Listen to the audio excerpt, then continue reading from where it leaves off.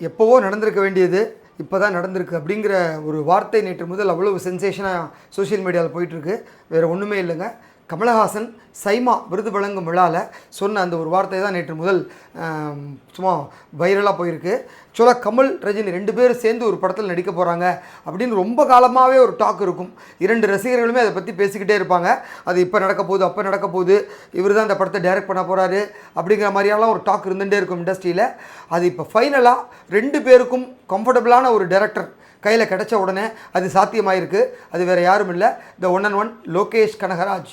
2 பேரையும் நல்லா புரிஞ்சுக்கிட்டு 2 பேருக்குமே ஒரு சூப்பர் டூப்பர் ஹிட்டு கொடுத்த ஒரு டைரக்டர் அப்படின்னா அது லோகேஷ் கனகராஜ் தான். கமலினுடைய தீவிர ரசிகராக இருந்த லோகேஷ் கனகராஜ் அவரை வச்சு விக்ரம் படம் பண்ணியிருந்தார்.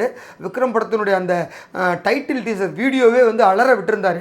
ஆரம்பிக்கலாமா அப்படின்ற மாதிரி ஒரு கமல் சொன்ன அந்த டயலாக் வந்து இன்னமும் அவ்வளவு சூப்பராக இருக்கும். அதே மாதிரி கமலை ரொம்ப நாள் கழித்து ஒரு அழகான டான்ஸ் பர்ஃபார்மன்ஸோட ஒரு பாட்டுக்கு ஆட விட்டுருப்பார், பத்தலை பத்தலை சாங்குக்கு. அது மாதிரி ஒவ்வொரு சீன் பை சீன் அந்த செதுக்கியிருப்பார் அப்படின்னு தான் சொல்லணும். அந்தளவுக்கு கமலஹாசனை ஒரு முழுமையான ஒரு நடிகராக திரையில் காமிச்சிருந்தார்.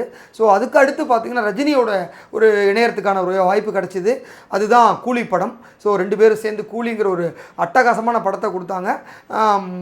இண்டஸ்ட்ரி ஹிட்டு, அவ்வளோதான். அந்த படத்துக்கு வந்து கலவையான விமர்சனங்கள் இருந்தாலும் ஒரு 450-500 கோடியில் அந்த படம் மேக்கிங் ஆச்சு. இன்றைக்கி வந்து 600 கோடியை கிராஸ் பண்ணிடுச்சு அப்படிங்கிற மாதிரியான ஒரு தகவல் இருக்குது. ஆனால் சன் பிக்சர்ஸ் இன்னும் அதை அஃபிஷியலாக உறுதிப்படுத்தலை. இதனிடையே இந்த படம் வந்து வரும் 11ஆம் தேதி அன்னைக்கு அமேசான் பிரைம் ஓடிடியில் ரிலீஸ் ஆகிறது. ஏன்னா 4 வாரம் கழித்து அந்த படத்தை ஓடிடியில் ரிலீஸ் பண்ணுங்கிறது தான் அந்த படத்தினுடைய ஒரு அக்ரிமெண்ட்டாக இருந்தது. அதனால் இப்போ ஒரு மாதத்தில் அந்த படம் ஓடிடி பிளாட்ஃபார்மில் வருது. ஸோ ஓடிடியில் வந்ததுக்கப்புறம் ட்ரெண்டிங்கில் நம்பர் 1 இருக்குங்கிறதுல எந்த மாற்று கருத்தும் இல்லை. காரணம் வந்து அந்த படத்தினுடைய இடம்பெற்ற மோனிகா பாடல் அது வந்து 10 மில்லியன் வியூஸ் போய் இன்றைக்கும் அவ்வளவு சூப்பராக இருக்குது. எந்த ரீல்ஸ்லையுமே மோனிகா பாடல் இல்லாத ஒரு ரீல்ஸை பார்க்க முடியாது. அந்த அளவுக்கு செம்ம ஹிட்டு. அப்புறம் சிக்கிட்டு பாட்டாகட்டும், இப்படி ஒவ்வொரு பாட்டுமே அனிருத் வந்து ஒரு ஆல்பம் ஹிட்டு கொடுத்துருந்தாரு சூப்பர் ஸ்டாருக்கு. ஸோ இந்த 2 பேருக்கும் ஒரு அருமையான படத்தை கொடுத்த டைரக்டர் தான் லோகேஷ் கனகராஜ். அவர் வந்து 2 பேருக்கும் ஒரு லைனை சொல்லியிருக்காரு. ஸோ அந்த கதை வந்து 2 பேரும் ஒரு கன்வின்சிங்காக இருந்திருக்கு. ஸோ இப்போ சேர்ந்து ஒர்க் பண்ணலாம் அப்படிங்கிற ஒரு மைண்ட் செட்டப் வந்ததுனால அந்த படம் விரைவில் டேக் ஆஃப் ஆக போகுது. ஸோ கமலனுடைய அடுத்த கமிட்மெண்ட்ஸ். அப்புறம் ரஜினி இப்போ ஆல்ரெடி ஜெயிலர் 2 பண்ணிகிட்ருக்காரு. ஜெயிலர் 2 முடிச்சுட்டு அவரும் தன்னுடைய கமிட்மெண்ட்ஸை முடிஞ்சதுக்கப்புறம் இந்த 2 பேரும் இணைந்து அந்த படத்தில் நடிக்க போகிறாங்க. அதனால தான் வந்து இந்த கைதி 2 படம் கூட வந்து இன்னும் தள்ளி போகுது. ஸோ ரொம்ப நாளாக வந்து ஒவ்வொரு படமாக தள்ளி போயிட்டே இருக்குது. இன்ஃபேக்ட் விக்ரம் படத்துக்கு அடுத்துக்கே கைதி 2 தான் வந்திருக்கணும். அதுக்கப்புறம் வந்து உடனே வந்து விஜயனுடைய லியோ படத்துக்காக போனார், அப்புறம் கூலி படத்துக்காக போனார். இப்போயாவது வருவார்னு பார்த்தா அடுத்தது திருப்பியும் அவங்க 2 பேரும் சேர்த்து நடிக்கிற படத்தையும் டைரக்ட் பண்ண போகிறதுனால இன்னமும் கார்த்தி பொறுமை காக்குறாரு. அதனால தான் கார்த்தி வந்து தன்னுடைய அடுத்த ப்ராஜெக்ட் மார்ஷல் படத்தில் இப்போ நடிக்க போகிறாரு. அதை முடிச்சுட்டு அடுத்து வந்து வேறு ஒரு டேரக்டரோடு தான் அவருடைய ட்ராவல் இருக்க போது. கைதி 2க்கு கொடுத்த அந்த கால் ஷீட்டை அப்படியே தூக்கி அந்த டேரக்டருக்கு கொடுத்துட்டாராம். ஏன்னா கைதி 2 இப்போதைக்கு இல்லைங்கிறது ப்ரொடியூசர்கிட்ட பேசி லோகேஷ் கனகராஜ் சொல்கிறதுக்கப்புறம் ஓகே ஆகிருக்கு. ஸோ அதனால் கமல் வந்து இப்போ நடிச்சிட்ருக்க தன்னுடைய கமிட்மெண்ட்ஸை முடிச்சதுக்கப்புறம் அடுத்து வந்து ரஜினியும் ஜெயிலர் 2 முடித்ததுக்கப்புறம் இந்த 2 பேருனுடைய சேர்ந்து நடிக்கக்கூடிய படம் தொடங்க போகுது. கிட்டத்தட்ட 46 வருஷம் கழித்து கமல் அண்ட் ரஜினி 2 பேரும் சேர்ந்து நடிக்கிறாங்க.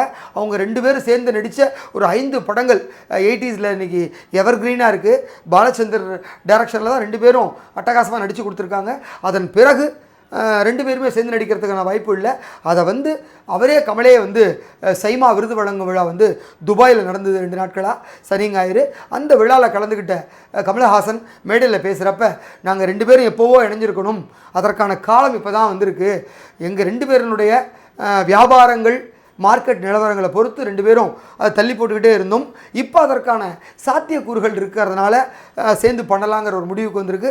இந்த படத்தை ராஜ்கமல் ஃபிலிம்ஸ் இன்டர்நேஷ்னல் நிறுவனம் மிக பிரம்மாண்ட முறையில் தயாரிக்க போகிறாங்க. ஸோ கமல் பேனரில் வந்து ரஜினி கமல் 2 பேர் சேர்ந்து நடிக்க போகிறாங்க. இது வந்து 2 ரசிகர்களுக்கும் ஒரு பெரிய ஸ்வீட் சாப்பிட்ற மாதிரியான ஒரு விஷயம் அமைஞ்சிருக்கு.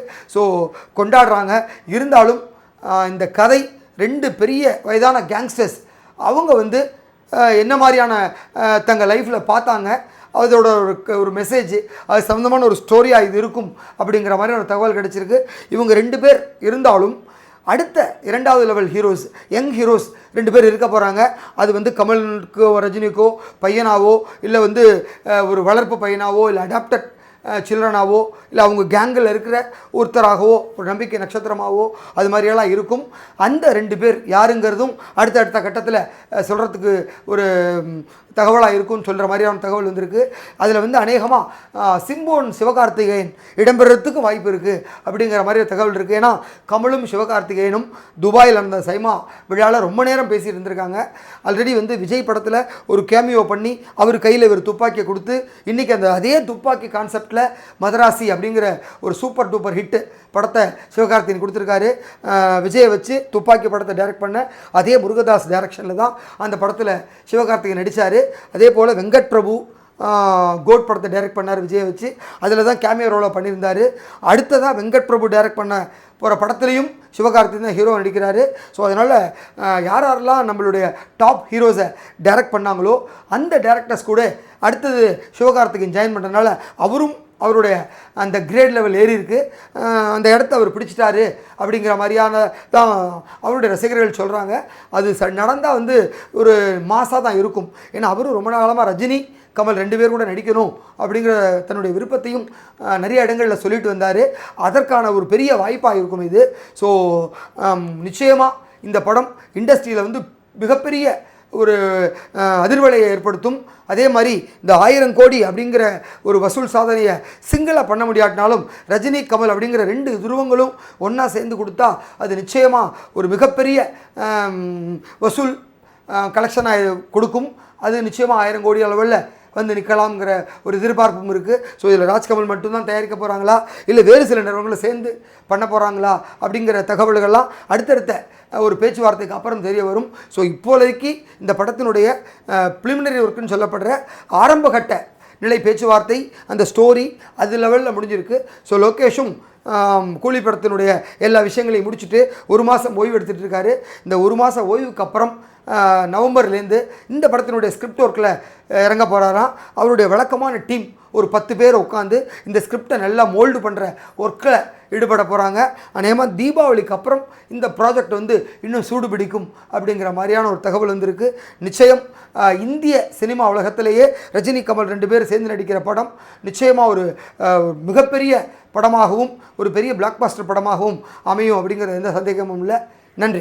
இந்த வீடியோ உங்களுக்கு பிடிச்சிருந்தா லைக் பண்ணுங்கள், கமெண்ட் பண்ணுங்கள், ஷேர் பண்ணுங்கள், சப்ஸ்கிரைப் பண்ணுங்கள்.